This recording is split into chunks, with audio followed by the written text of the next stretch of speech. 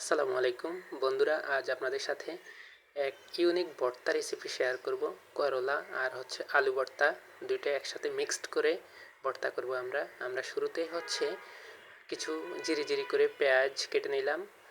এই পেঁয়াজের সাথে 5-6টা শুকনো মরিচ তেলে ভেজে নিলাম। সেগুলো এটার সাথে একেবারে গুঁড়ি করে মিক্সড করে নিব। পেঁয়াজের সাথে করলা এবং আলু যখন ভেজে রেখেছি তখন আসলে ভিডিওটা করতে পারি নাই, যার জন্য আমি আন্তরিকভাবে দুঃখিত। ওই ভিডিওটা আপনাদের সাথে শেয়ার করতে পারছি না। শুকনো মরিচ এবং পেঁয়াজ একেবারে গুঁড়ি গুঁড়ি করে মিক্সড করে নিব। আমরা এটার সাথে দিয়ে দিব পরিমাণ মতো লবণ।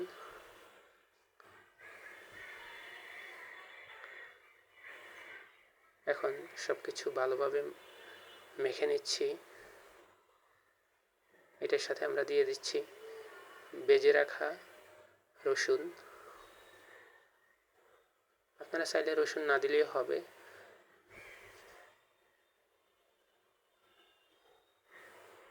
এখন আমরা এটার সাথে দিয়ে দিব ভেজে রাখা আলুগুলো।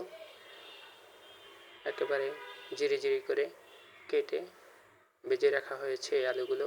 এখন আমরা সব কিছু ভালোভাবে মাখায় নিচ্ছি।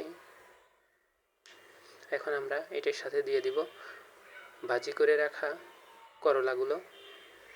করলাও একেবারে ঝুরঝুরে। আমরা করলা এবং আলু ভাজি করার সময় লবণ দেই নাই, এজন্য আমরা পেঁয়াজ এবং মরিচের সাথে লবণ মিক্সড করে নিয়েছি।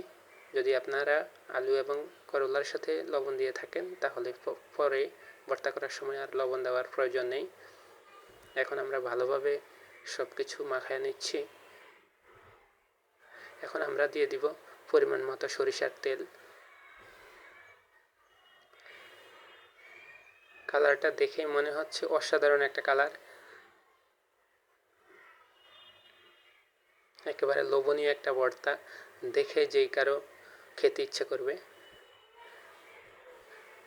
অসাধারণ একটা কালার।